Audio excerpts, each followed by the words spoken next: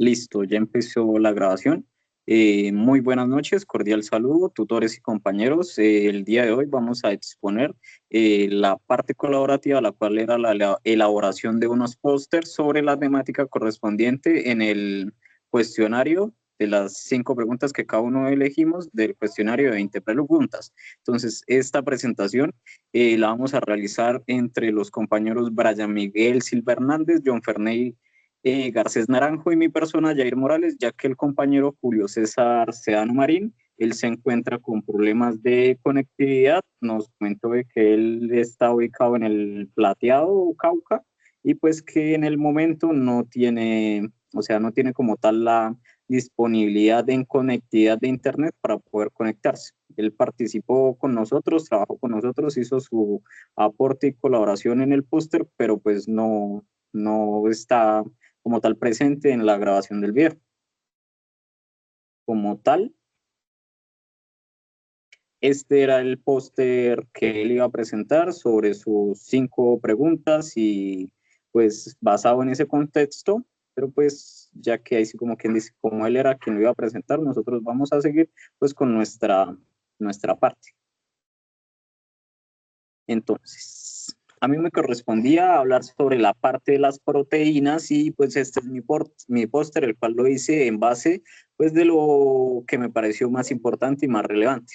El poder de las proteínas en las plantas. ¿Qué es una proteína? Son macromoléculas biológicas formadas por una o más cadenas de polipéptidos, se forman a partir de la... Ya, permíteme. Continúo, qué pena.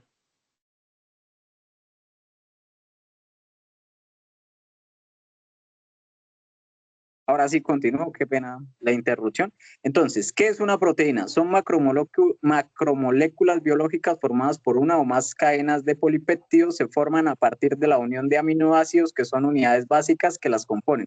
La función biológica de una proteína está determinada por su forma tridimensional, que es una disposición espacial de su cadena de aminoácidos. Estructura primaria de las proteínas es la secuencia lineal específica en la que los aminoácidos se forman un péptido o proteína. Este orden está determinado por la secuencia del ADN del gen que codifica la síntesis de una proteína en particular. Esta secuencia es crucial porque dicta la forma final de la proteína y en última instancia su función biológica.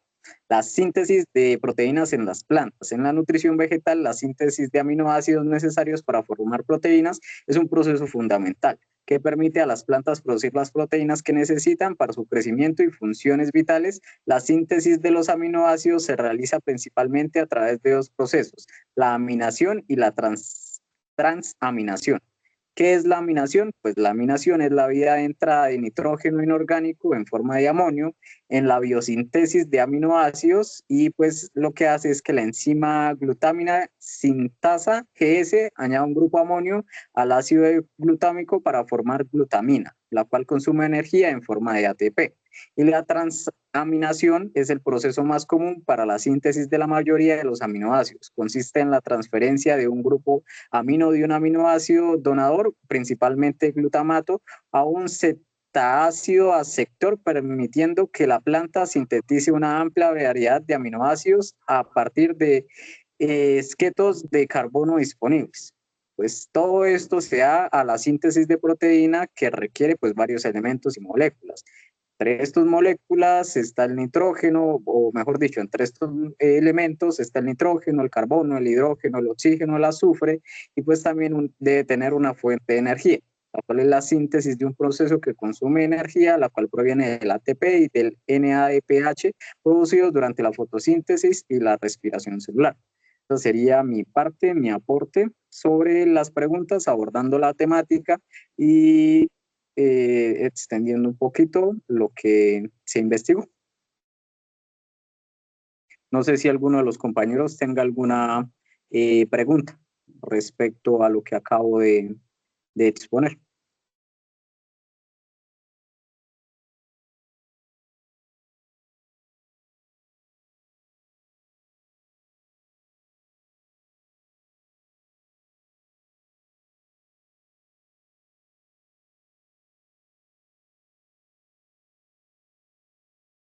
Continuamos, compañeros.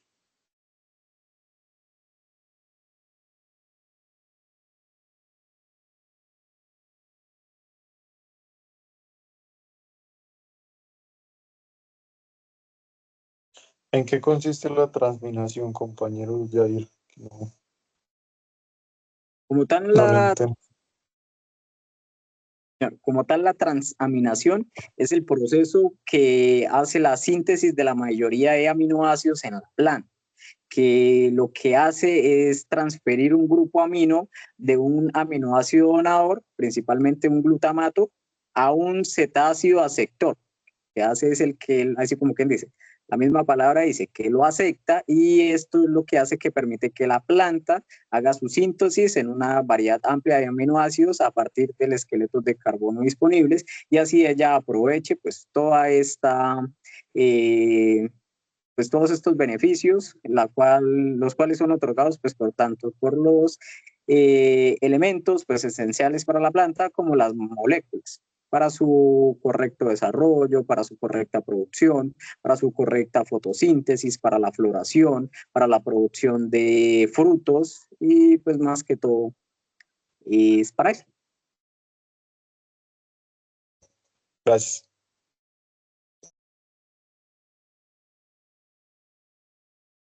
Entonces, ¿continuamos, compañeros, o desean hacer más preguntas?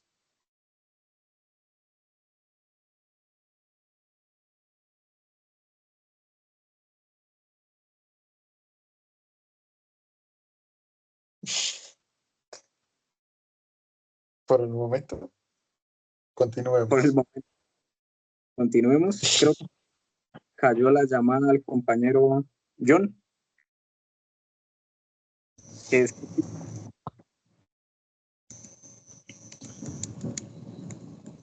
Pues mientras, y ahora, que continuamos con su parte, y ya si él se puede volver a conectar, continuamos con la parte de él. vale, padre, uno.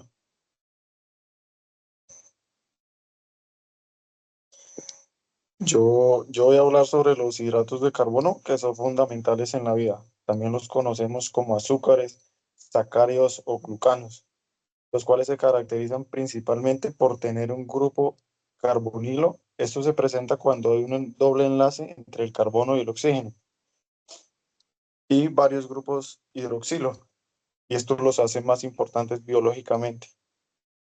Luego tenemos los monosacáridos, que son la unidad más básica de los carbohidratos, siendo azúcares simples formados por una sola molécula y que no se pueden romper en algo más pequeño debido a la hidrólisis que presentan. Los más conocidos son la glucosa, la fructosa y la galactosa, que son la base para formar los carbohidratos más complejos.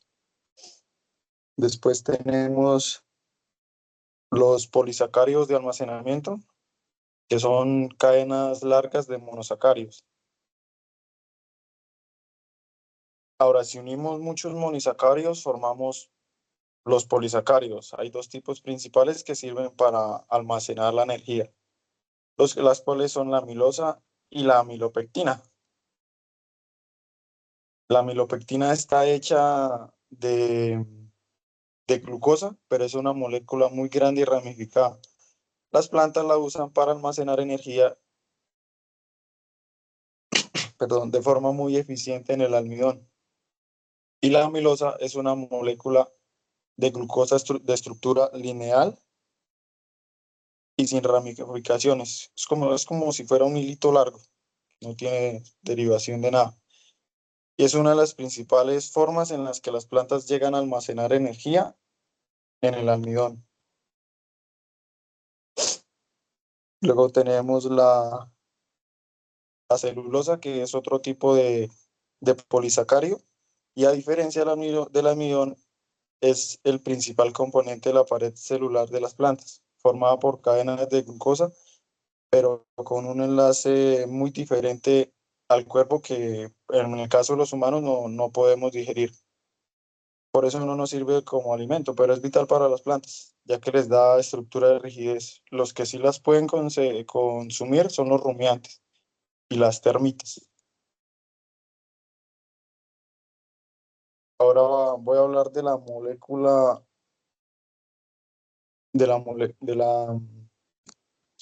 perdón, de las membranas biológicas. Tenemos los fosfolípidos, que son la base de la membrana, que ellos forman una bicapa que actúan como barrera selectiva, controlando qué entra y qué sale de la célula. Cada uno de ellos tiene una cabeza hidrofílica, es decir, que ama el agua, y otras dos hidrofóbicas que la rechazan. Ellos se orientan de forma en que las cabezas quedan hacia el exterior y las colas hacia el interior, creando una barrera. Dame un segundito. Luego pasamos al colesterol, que es un tipo de lípido que se encuentra entre los fosfolípidos y su función es regular la fluidez de la membrana. Y si la membrana está demasiado fluida, el colesterol la hace un poco más rígida, y si está muy rígida, la hace más fluida. Más o menos funciona como un regulador de temperatura en la membrana. Luego tenemos los glucolípidos, que son unidos a cadenas de carbohidratos y son muy importantes para que las células se reconozcan entre sí, como una tarjeta de identificación entre ellos. Luego tenemos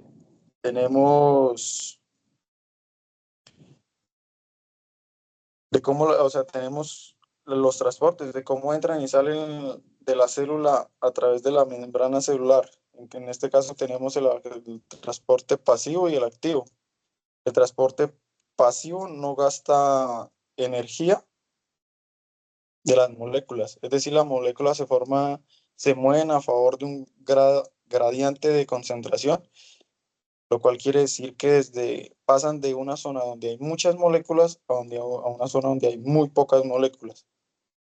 Tienen una disfunción simple, y la osmosis son ejemplos de este tipo y la osmosis es un ejemplo de este tipo de transporte. Luego tenemos en el transporte activo, él sí requiere energía, generalmente el ATP, que es, si no estoy mal, el trifosfato de adenosina, para mover las células en contra del gradiente de concentración. Aquí se necesitan proteínas transportadoras, como la bomba de sodio de potasio, que saca los iones de la célula a pesar de que hay muchos afuera. Ese sería mi aporte.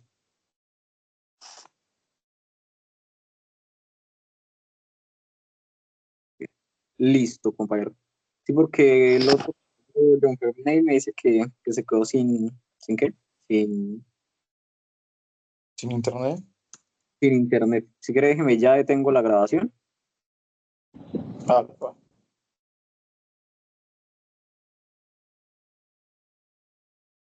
Listo, compañero. Puede sumarse a iniciar.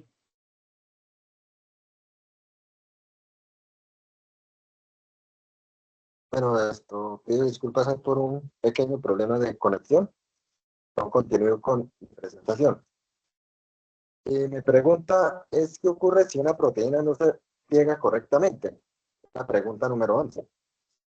Cuando una proteína no se pliega correctamente, pierde su estructura tridimensional funcional. Y esto trae varias consecuencias importantes. La primera, pérdida de función biológica. La forma de la proteína determina su función. Si está mal plegada, no puede unirse a otra molécula o cumplir su rol. Ejemplo, enzimas que no catalizan reacciones. Segunda consecuencia, degradación celular. Las células tienen sistemas de control de calidad, como los chaperones moleculares y proteasomas, que reconocen proteínas mal plegadas y las distribuyen para evitar acumulación y toxicidad. Si la proteína mal plegada no se elimina, pueden envenenar y formar estructuras insolubles, llamadas agregados proteicos. Estos son tóxicos para la célula. Enfermedades asociadas. Varias proteínas graves están relacionadas con el mal plegamiento proteico. Por ejemplo, Acumulación de proteínas agregadas en neuronas, proteínas que inducen el mal plegamiento de otras. Pregunta número 12. Mecanismos de unión de oxígeno hemoproteínas. El mecanismo de unión de oxígeno en las hemoproteínas se basa en la interacción del grupo hemo con moléculas de oxígeno. El grupo hemo es un anillo de porfirina con un átomo de hierro en el centro, que es el responsable de fijar el oxígeno. Hemoglobina tiene un grupo prostéstico hemo con un átomo de hierro. El hierro ferroso se une de forma reversible al oxígeno. Al unirse el oxígeno ocurre un cambio en la forma de la proteína, lo que facilita la unión de más oxígeno. Funciones. Hemoglobina, transporte de oxígeno en la sangre. Globina, almacenamiento de oxígeno en el músculo. Lehemoglobina, oxígeno en los nódulos de las plantas. En la pregunta número 13, hacemos un tipo de comparación que era la hemoglobina y la lehemoglobina. La hemoglobina animal transporta oxígeno de los pulmones a los tejidos y lleva dióxido de carbono de regreso a los pulmones. O sea, la hemoglobina animal es transportar el oxígeno de los pulmones a los tejidos y lleva dióxido de carbono de regreso a los pulmones. La hemoglobina, las plantas leguminosas, ahí dan un ejemplo como la soya y el frijol. Transporta oxígeno a los nódulos radicales para favorecer la fijación del nitrógeno. Ambas proteínas evolucionan de un ancestro común y comparten cerca del 80% de similitud en sus aminoácidos. Diferencias de la hemoglobina a la lehemoglobina. La localización animal y versus raíces de las plantas. Funciones: transportar general en animales versus suministro a bacterias fijadas en las plantas. Entonces yo hacía ahí una comparación en el póster de la hemoglobina y la lehemoglobina de las plantas leguminosas. Entonces la hemoglobina se encuentra en los glóbulos rojos. Función: transportar oxígeno de los pulmones a los tejidos y de los tejidos a los pulmones. Estructura: proteína tetramerina, 2 cadenas de alfa y 2 cadenas de beta. Unión cooperativa al oxígeno. Y la lehemoglobina, plantas leguminosas, presenta los nódulos radicales de las plantas, como lo mencionaba anteriormente, como el frijol y la soya. Función: regular la concentración del oxígeno y facilita la fijación biológica del nitrógeno. Estructura: proteína monomérica, una sola cadena. No presenta cooperatividad. Aunque evolucionaron de un ancestro común, la secuencia de aminoácidos difieren un 80% en ambas. La pregunta 14 habla de la hemoglobina y la clorofila. Semejanza: ambas son moléculas porfilínicas, poseen un átomo metálico central. Son esenciales en procesos vitales. La hemoglobina, respiración celular, y la clorofila, fotosíntesis. La diferencia: yo también hacía un cuadro de comparación.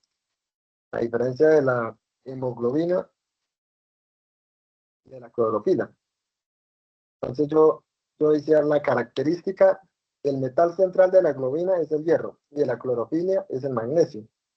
La función de la hemoglobina es transporte de oxígeno y la clorofila es captura de energías lumínicas.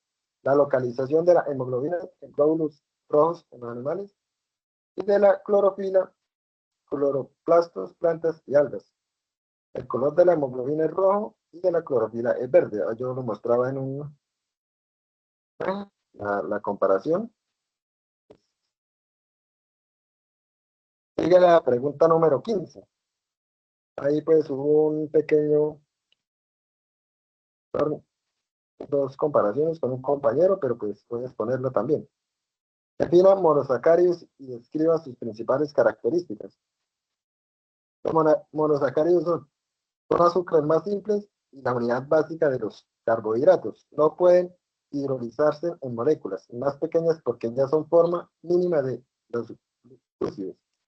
Características principales de los monosacáridos: no se pueden descomponer en moléculas más simples. Tienen entre 3 y 6 carbonos. Presentan grupos hidróxilo y un carbonilo, aldehído o cetona. Son solubles en el agua, sabor dulce. Fuente inmediata de energía. Clasificación de los monosacáridos.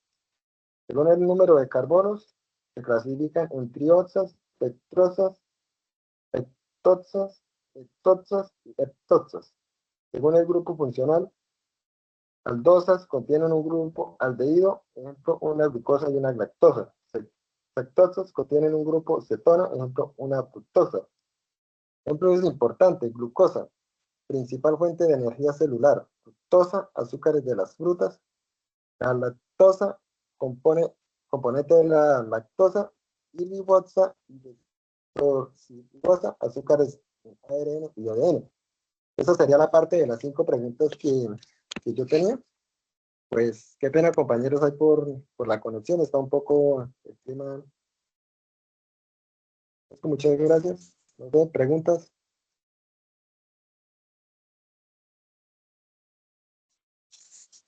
Pues como sabemos que las proteínas son fundamentales para la vida porque cumplen funciones esenciales, ¿no? Es prácticamente todos los procesos biológicos. Su importancia se puede resumir en los, pues en los aportes que hicimos acá, ¿no?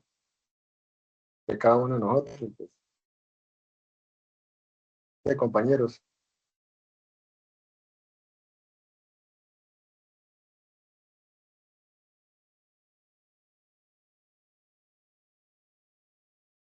Sí, claro, y o sea, es resaltar obviamente que, digamos, en la parte que su merced expuso, deja en claro pues cuáles son las diferencias entre la parte, por así decirlo, del reino animal, como pues nosotros pertenecemos a ese reino, y también de la parte del reino vegetal.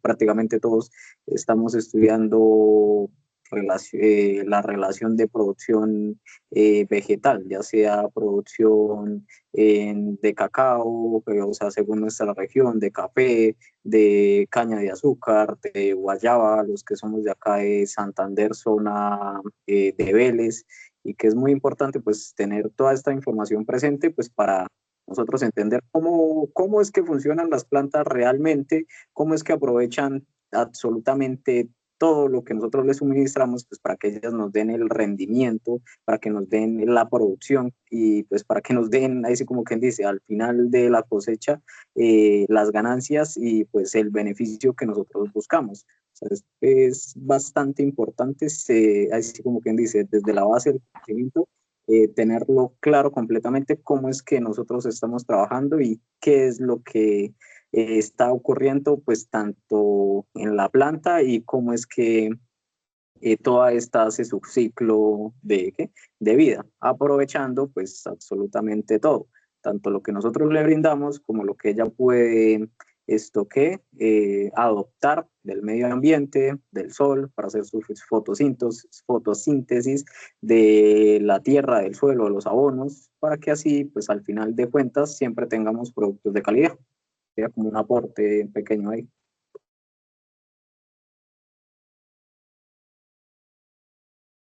Claro, pues como hay que entender porque cada cosa tiene un proceso, ¿no? Uno de pronto pues es ajeno a muchas cosas. Y ya uno empieza a leer estas partes de pronto que, bueno, como dice, la proteína tampoco. Entonces, o sea, eso tiene sus pros y sus pros, ¿no? Cada cosa tiene ahí, pues, un límite, ¿no? Poco todo puede ser.